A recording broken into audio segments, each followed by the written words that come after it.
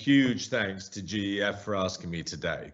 It's a very interesting feeling being the least intelligent person in this virtual room. I feel a bit like I've found myself, fat as I am, with no extra training, on the starting block of the 100 meters Olympic financial final, as it were. But I'm still very glad to be here, and I hope that I can represent not only the campaign that we're working on, but also, to some extent, the voice of the ordinary woman and man trying to do the right thing. Let me give you a bit of context. My journey to here began in 1985, when I went to Ethiopia in the wake of the famine there and after the Live Aid concerts. And I saw people suffering in a way that no human should ever suffer. And since then, I have been obsessed, as it were, by the simultaneity of human suffering. As we sit here today, there's a mother choosing right now whether or not to spend her money on food for all her children or on life-saving medicine for one sick child. And there's a family deciding that because of the circumstances forced on them by climate change, they must abandon everything tomorrow and begin the life of refugees. That's really still why I'm here. And I think it is a good reminder that this is what meetings like this are actually still about, to do our personal best to try and change actual human lives and save our planet. As a result of that experience, in 1986, we set up Comic Relief and Red Nose Day, a fundraising proposition, very much of its time.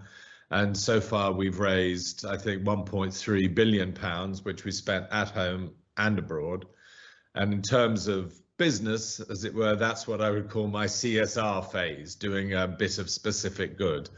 My next step was getting involved in the politics of things after a conversation with Bob Geldof, where he pointed out to me that he'd made more money in a 30-minute tea break with President Mitterrand than in the whole of Live Aid and Band Aid, because the president just sort of nudged up their foreign aid by a percentage point of a percentage point. And that led me to getting involved in the founding of Make Poverty History, that campaign and the Live Aid concerts that went with it, trying to double aid and cancel debt in the poorest of countries. So that was the journey from fundraising to political agitation and the big money of that. All of that, it turned out, was in fact a fight for the MDGs. And the next thing I became obsessed with was the SDGs. I so wanted them to be even more successful and better than the MDGs. And I do know about bad sequels. Anyone who's seen Bridget Jones's Diary 2 or Mr. Bean's Holiday will know quite how guilty I've been of that. So we worked to help them make the SDGs famous and popular, worked on the branding, on giving them short names, on making films to explain them, teach the SDGs in schools, put them on TV. And we're not doing badly there, I think, especially in the way that they've become so important and relevant to business, which is a huge and unexpected result. And I'm still fighting for that. But why I'm here today is part 4 of my journey, because the real flavor of the times for the person in the street, I think now, is the question of what can I actually do in my own life to help a world on fire. You see it everywhere. Suddenly people, especially our marvelous activist younger generation, are asking that question, and they're finding lots of gripping answers, changing the food they eat, the way they travel, the clothes they wear. And I think the next big public revelation is the power of everyone's own money. I think we've seen a real generational shift from talk to action. How well I remember my generation talking in endless pubs about how they were going to change the world and then just ordering another pint and listening to Peter Gabriel. But this generation taking to the streets in numbers unlike ever before. The climate strikes, the Women's March, the Black Lives Matter movement, and then in their own lives, they're doing something about it. And the new thing that I've become so interested in over the last 18 months is this question of money. The key moment for me in this journey was the story of Bronwyn King. I don't know if you know it, she's an Australian cancer doctor who I think at the age of, let's say, 34, had her first meeting with her accountant and said, pensions came up, and she said, where's my pension? And he pointed out to her that I think 3 of the top 5 things that she was invested in were tobacco companies. So she suddenly realized that she'd probably killed more people with her investments than she'd saved with all her life's work. So myself and a large group of people started looking into this, where our money is invested, and in banks, in investments, and especially pensions, and saw that it's hugely powerful. The UK pensions are worth about 3 trillion on their own, which is money of a dimension that, if invested in things that are going to change the world for the better, would make a huge difference. I mean, more than 10,000 red nose days. So let me just show you a little film about how people react when they get faced with this huge fact that their pensions are invested. Most people don't even realize that, and that they have the power to do good.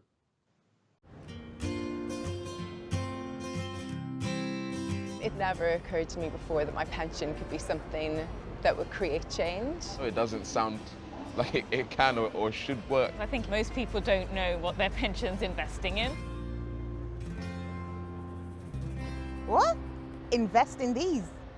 Making weapons and ammunition, it's a no-go. Cigarette companies, gambling, no way. Well, there you go. If my pension went to these things, that would be a wonderful, wonderful thing. Social housing, infrastructure like schools and hospitals. Building wind farms, tackling climate change. Companies that treat their workers well. This is my kind of list. Yeah, I'm going to go make some calls when I leave here. Now I'm going to run back home and check. Understanding that the money could be working to contribute to a better world.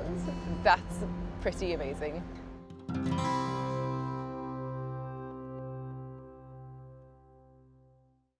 So we've launched this campaign called Make My Money Matter. We're trying to grab headlines to say to people, don't support things which contradict your lifestyle. Don't campaign for peace and fund arms manufacturers. Don't stop your kids smoking and then support cigarette manufacturers.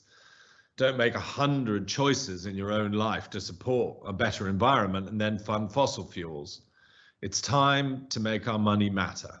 Time for pensions with intention, time to be pension positive, time to be proud of our pensions and what they're achieving in creating a world we want to retire into and we want our children to grow up into. I think this is going to be the next big revelation to the public. And I think the demand from the public is going to become huge for ethical, sustainable pensions and banks and investments. And it is really already brewing. We're almost there. A piece of research from DFID has already found that when asked the question, 70% of the British public want their investments to be ethical and sustainable. And now we're trying to get people to act on that. And we're asking everyone here today to facilitate that passionate action. People are going to realize what a piece of Finnish research says, that changing where your money is invested is in fact 27 times more effective in reducing your carbon footprint, for instance, than going vegan, taking fewer flights and using less water, all put together. And this idea really works. We did a podcast called The Guilty Feminist the other day, and I'm going to read to you from an email that we received this morning from a random listener. In the time it took me to listen to the podcast, I was able to move 100% of my pension fund, including all future contributions, into a socially responsible investment pool. My job for this week is to convince my partner to do the same. I was delighted to see how easy it could be. Thanks for explaining why this is so important. So this is the direction of travel. It's not going to go backwards. And what I'm here today to do is ask all of you to jump on board if you haven't already. And if you have, head for the driver's car and speed up the train. There are also really brilliant and workable and important examples. I'm sure you'll be hearing many of them of how this works at scale. In the UK, our largest pension fund, Nest, have made a commitment to go net zero emissions in their default fund by 2050, with the ambition to halve them by 2030, moving climate commitments into the mainstream and taking the kind of bold action we need to meet our Paris climate commitments. This is a really important commitment, and our big question is, if Nest, why not the rest? In Australia, you have the likes of My Future Super launching as an ethical-only pension fund, combining high levels of uptake, engagement, and returns. In France, the Solidarity Fund has increased money going through pension funds into social enterprises by 10 billion euros since it started. And from an institutional perspective, the Church of England have just put 20% of their pension fund, I think that's £600 million, into climate change investments. So it is coming at us all, and it will grow. When I first spoke to Mark Carney about this, he raised all the issues that have held things back. The lack of public knowledge, the nervousness about whether returns would be as good, the lack of consistent evaluation frameworks, the many legislative complications. But he said, do the campaign anyway, because if each side waits for the other to sort everything out, we will never get there. And of course, he was right. Lots of evaluation systems are pressing through. Ethical pensions are now often making more money than their less ethical equivalents, and the government are working faster than ever on changing legislation, and we are trying to push them to move even faster. This is the right time, with everyone asking that question, what can I actually do? So what we're going to do is we want to harness this opportunity and catalyze this energy of people to change their lives, to build a movement that makes sure that every member of the public can make their money matter. And it's a unique window, presenting through the UK's presidencies of COP26 and the now 2021 G7. And we're going to do three main things in our campaign over the coming year. We're creating this public-facing campaign to tell a story that's never quite been told at large. We are building a partnership of really high-profile individuals and organizations who will make the first move in their sector. We're convening NGOs like the World Wildlife Fund, movements like Share Action, communicators like TED, banks like Triodos, businesses, universities, local authorities, and public figures, and helping them all work with their pension funds to make direct change. And then we're also advocating for industry reform and policy change with a Make My Money Matter manifesto. We know change needs to happen at multiple points across the system. So we're trying to create a unifying call for high priority, high impact reforms that can transform the system from within. So that's our job. And I suppose my real message to you is the public are coming.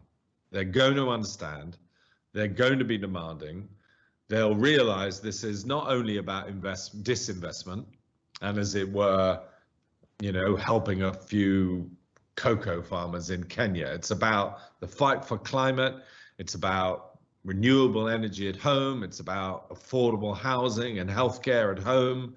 And it really is one of the key ways how we find the funding for things that will change the world and fund the global goals, creating new businesses, new jobs, new money, and the just and fair world that we're all looking for.